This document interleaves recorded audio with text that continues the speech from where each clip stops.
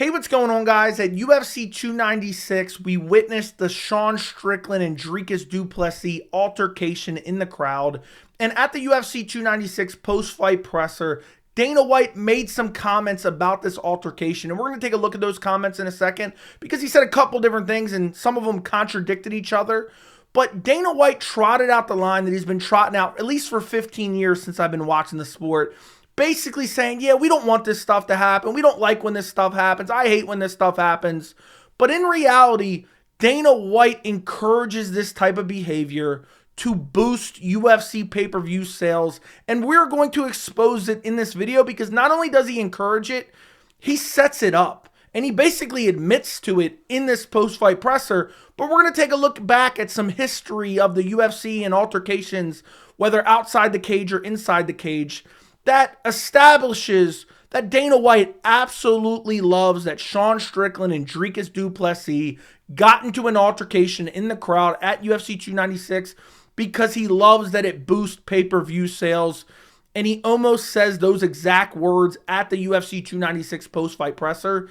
And I feel like nobody even talks about this. And I know it's kind of obvious, but I feel like Dana White gets off way too easy when he comes on with this kind of, I don't even know what the word to describe it is. It's like this saddened tone, this melancholy tone where he's like, yeah, we hate this. This is horrible.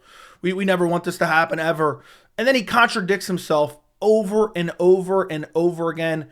And literally nobody has ever called him out for it in the media at a post-fight presser. But let's start off by taking a look at what happened in the crowd with Strickland and Plessis. We're not going to look at very much of it because I don't want to get a copyright claim by any means. But this is the first piece of evidence because guess what? Guess where I'm pulling this up? Oh, this was uploaded by ESPN MMA, and I'm sure it was uploaded by the UFC as well. But this has so many views. It has 370,000 views. It's been uploaded time and time again. I'm pretty sure it's on the UFC YouTube channel as well. But this is what happened at UFC 296. All right, so I'm being told that Strickland asks. By the way, earlier in the night, I saw them sitting next to each other, and I said, what is going on here? But we'll get an answer to that later. Let's take a look a little bit more. Gilbert Burns' son to move. So there you go. They attack each other in the crowd. I'm not going to play much more because I don't want to get demonetized or get a copyright claim. But the reason I wanted to show you that is not because I wanted to show you what happened. You can go and easily find what happened in the full HD version that's uploaded on multiple accounts, uploaded on Twitter, whatnot. The reason I wanted to show you that was because guess what that was? That was John Anik and DC and Joe Rogan all commentating over it because they had this footage, and at the end of UFC 296, they already were using this footage to promote UFC 297. By the way, UFC 297, which happens in January 20th in Canada, is a horrible card. I already did a video on that. I'll link that down in the description. But, it just happens to be a horrible card. And now we're having this altercation in the crowd. And then Dana White was asked about this in the post-fight presser, and he made multiple comments. But let's take a look at the first thing he said when he was asked about what happened in the crowd. And your thoughts on that? So what kind of an asshole sits Strickland next to Plessis? And I just want to warn you right now, the MMA media is just full of sycophants. Watch them just laugh it up with Dana White. This asshole. That's who. So there he goes. He admits that he sat them next to each other. I just can't believe that that is some type of error, especially considering then they show them mid-fight and they're literally showing Dricus and then pan back and show Sean Strickland. They did this intentionally. Dana White knew what he was doing when he did this, and he was hoping for something to happen. And then he goes on a little bit more. We'll listen to a little bit more. I mean, you actually manually did the seating assignment for that? I do every seating assignment every week. Yeah. All right, so that's on you. Yep. Do we know? How fucking stupid is that? I mean, seriously. Very stupid, by the way. Well, I don't know what humans you can sit Strickland next to, but definitely not Plessis. It was. I don't even know how I missed that, and yeah. So. Yeah, it makes no sense. Well, it actually makes sense if you want to promote UFC 297, but he goes on here to kind of defend it a little bit. Listen. I guess everything's good. I mean, just shit happens, and we move forward. The media already giving him an out. Oh, yeah, just shit happens, bro. It's all right, Dana. This is the business we're in. I say it all the time. Jumped in there, told Strickland to relax, go in the back. He decided to leave, so he left the arena, and, you know, Plessis is good.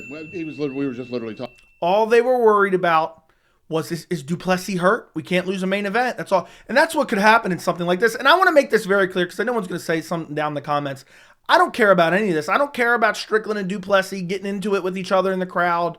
I think it's very WWE-esque, but in terms of, I'm not clutching my pearls over like, oh, these guys are so bad, they need to be thrown in jail or anything like that. I just want to point out the fact that he's already kind of making excuses. Oh, it's just a fight business. But then he contradicts himself later. But we'll listen, continue listening. Talking to him right outside the door there. So, gentlemen, we are in the fight business. Look at that shit-eating grin right there. Look at that shit-eating grin. Okay, now he takes a more somber tone when asked about it a little bit later and says, you know, we don't like this type of stuff. We don't encourage this type of stuff. And this is kind of the same thing that he's been saying throughout at least the last, 14, 15 years that I've been watching the sport, where he acts like, we don't want this to happen. We do everything in our power to make sure this stuff doesn't happen. Let's take a listen. At that press conference you weren't at. 100%. And there was a question about Leon Edwards and Colby Covington getting into it. And he was asking him, are there some things that are said that you don't like? But just listen to what he says. Yeah, no, I don't ever tell anybody what to say. You know what we will say? Guys, when you go out on that stage, do not touch each other. You know, everybody thinks that I love when these type of things break it. No, he does love when these things happen because he sees dollar signs. And we're going to show that in a minute. I don't love it. And more importantly, the commission doesn't love it. And the commission is the government. So, no, we don't like this stuff, and we do everything in our power to make sure that it doesn't happen. We do everything in our power to make sure it doesn't happen, and we don't love it. Okay. There definitely wouldn't be any examples that we can easily pull up where they've literally encouraged this type of behavior. Oh, well, like Strickland and Plessis, they sit them right next to each other. But okay, that was just a mistake. Dana accidentally sat them next to each other. And the whole government cop-out, anytime Dana mentions we're regulated by the government, totally disregard everything else that he said, because he just uses that as a cop-out. But there definitely wouldn't be any examples, would there? There wouldn't be any other examples, would there? There couldn't be. Oh, wait, let's jump back to UFC 226. And just to give you context, Daniel Cormier's light heavyweight champion moves up to fight Stipe Miocic, who at this time is considered the greatest heavyweight, or one of the greatest heavyweights of all time. He knocks out Stipe Miocic, and this is what they do afterwards, and they had this plan from the very start. And I want you to watch Dana White's face here. But Brock Lesnar, get your ass in here! Look at that shit-eating grin Dana had in the corner over there.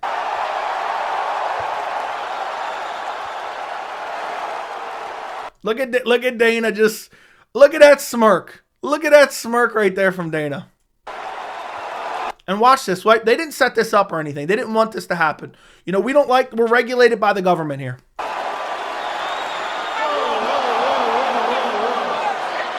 So we have a whole WWE altercation here. They're pushing and shoving, and it goes on for a little bit longer. We'll check out a little bit more.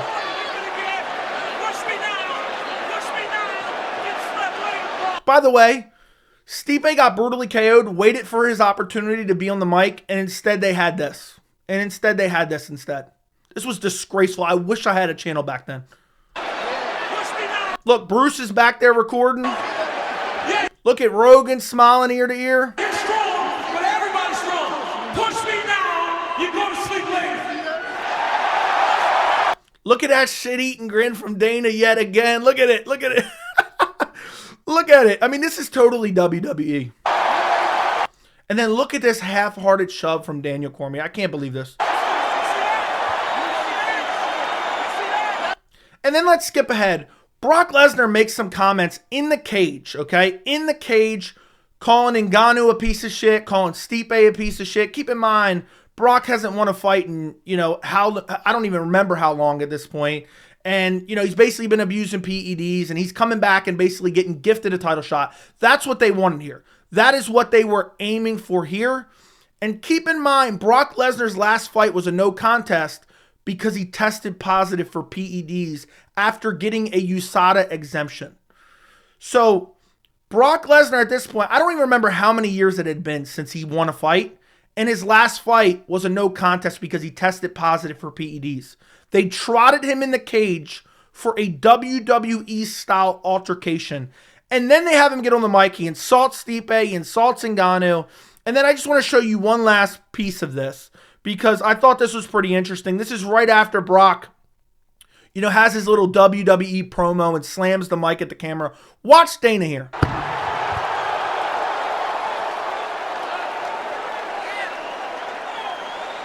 Watch Dana here. Just get ready. Hey, Brock, get out of my octagon. I got some pictures to take. Look at this shit-eating grin. He loves this because guess what Dana is seeing right now? He is seeing dollar signs. That is what he's seeing. And he said, oh, Brock, get out of the cage. Okay, and that's the end of that. There definitely wouldn't be countless other examples, would there? There wouldn't be any other examples. And then this fight ultimately didn't happen for whatever reason. But had that fight happened, guess what? They would have used this in promotional material. Let's take a look at another example. There definitely couldn't possibly be an entire embedded episode dedicated to some type of altercation, could there? Oh, let's go back to UFC 223. Now, for those of you who don't know the backstory of UFC 223, what you have here is you have Khabib Nurmagomedov was scheduled to fight Tony Ferguson. Tony Ferguson pulled out, ended up being Al Iaquinta. But backstage, Khabib and Conor's teammate got into an altercation. You know, it was a minor altercation where Khabib slapped Artem in backstage. And Conor McGregor essentially showed up. And then this attack ensued where Khabib and a bunch of the other fighters were being taken back to the hotel or supposed to be taken back to the hotel. And Conor shows up and acts like a complete madman. Complete madman. Keep in mind, we got fight Saturday. This is like Thursday, I believe. Or maybe even Friday during the weigh-ins. I don't remember for sure the exact date of what it was. But yeah, this wasn't front and center. This wasn't the thumbnail for Embedded, by the way. And this, everything you're about to see, definitely wasn't used to promote UFC 229, one of the biggest selling pay-per-views of all time. It definitely wasn't. Let's take a look. By the way, this was a crazy time in sports. And I want to say this right now, as much as I think Conor's a piece of shit for doing this, because he ended up getting multiple fights canceled. He ended up cutting Michael Chiesa with glass by mistake. But considering this felt like a real beef and it did build a legitimate fight, you know, this was a enjoyable period of time because this felt real. This felt genuinely real. But my point is, Dana White loves this stuff. Let's continue watching. And also what I don't get, and this has always been kind of a conspiracy theory, the bus is leaving, they're being attacked, whether they know who they're being attacked by or not, which eventually they figure it out while they're backing up. While they're being attacked, they decide to back into the arena. Okay, that doesn't make sense. Is the bus driver in on this? I'm not going to dive, into the Bryce Mitchell conspiracy theories, but very weird. Like, if I'm being attacked, okay, I'm getting out of there. I don't care if a window's busted. I don't care what's going on. I'm getting out of there. But they start getting attacked and then they back in. They're leaving and then they back in.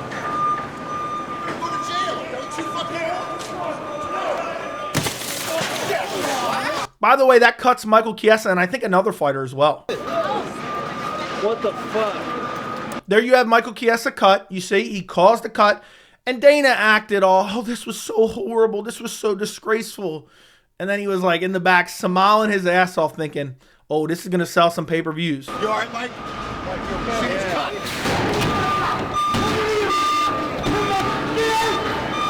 So you literally have a cokehead attacking a bus, breaking windows, and you're like, you know what? Let's just back in. Let's just back in. By the way, it came out, according to Dana, that the Mac Life is the company that let these guys in. The Mac Life is owned by Conor McGregor. It's a UFC shill website. But let's watch a little bit more. Who are these guys? What's up? So there they go. They figure out that it's Conor McGregor. And by the way, guys, this is so weird. It feels so weird now that I've had the YouTube channel for a while. And now I'm like covering something from the past where like this was a long time ago. I mean, what was this, back in 2018? I wasn't even close to having a YouTube channel at this point in time. So it's weird kind of covering this and remembering this moment and remembering kind of the way the media covered it back then. It was just insane. And keep in mind, Conor's not even fighting this Saturday that's coming up. They are booked after this. Khabib still had to win a fight after this. What the fuck is wrong with him? Whoa. Look at this dude trying to throw a full barrier. Smash asking. Look at, I mean, straight crackhead, smash the windows. There's women on this bus, by the way. This is where it really gets WWE. This is why I played it for this long. This is where it really gets WWE style. Dude's got this, Connor's got the steel chair. I was waiting for someone to get put in a Boston Crab here. I was waiting for someone to get put in a Boston Crab. But look, he's got the steel chair.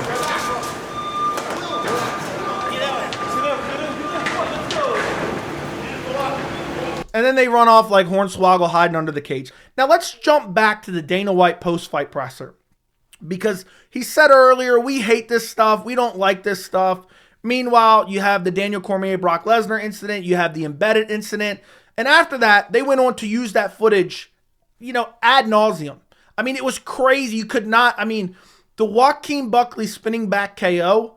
Think about 2018. That spinning back KO is the equivalent, honestly, even worse. They just kept showing Connor throwing the dolly at the bus, kept throwing in the dolly at the bus. That was the thumbnail for that very video. That was the thumbnail. That was the majority of that embedded episode as well. And, you know, Dana goes on to say, oh, he's going to jail. I can't believe he did this, and he's being arrested, and his flight is grounded. We got a guy waiting outside of his house right now. He's going to federal fucking prison. Okay, that's a bit of an exaggeration, but you get my point. He said it earlier in this very post-fight presser. We're back to UFC 296. We're back to the presser. And by the way, that pay-per-view sold massive. I mean, that's the highest selling UFC pay-per-view to date. I think it did over 2 million pay-per-view buys, which was Khabib Nurmagomedov, Conor McGregor. Khabib went on to defeat Ali Quinta. They booked Khabib versus McGregor, and Khabib absolutely destroyed him, smashed him, and finished him. But it was such a massive pay-per-view. And I understand why Dana is doing this, but I just find it laughable. He acts like he doesn't want this to happen. Now, I want to show you a clip from the post-fight presser where he basically admits that, oh, yeah, we love this type of stuff. You know, he's asked a question. I want you to listen to the question, and then I want you to listen to the answer. Because there's a very legitimate question asked, and then the answer that Dana White gives has nothing to do with the question. And meanwhile, Dana essentially says, I love when people talk about people's family. I love when people get into altercations. Because guess what? It boosts pay-per-view sales. Let's listen. Okay, thank you. Thank you. Hey, Dana. Go ahead. Yeah. I'm curious, you know, the conversations you've had with Colby, because you mentioned that, you know, waiting is a bad thing and the window is so small. And, you know, he was really good. You know, he was like right there with Usman, who was the pound for pound best in the world. And not only that, but he also sells. Like, you know, people. First off, that's a lie. Colby does not sell. He sold under 400,000 pay-per-view buys against Jorge Masvidal. But the question is, basically, why was Colby encouraged to sit out? Want to see Colby fight. Do you give him the indication of like why he hasn't, you know, he's had these bouts of inactivity? That's it. So that's a good question, ready? This is what Dana says, and then he doesn't even answer the question. He goes on a tangent about something else, but he exposes himself here. That's actually a good point. One of the things. That's actually a good point, but I'm not going to answer it.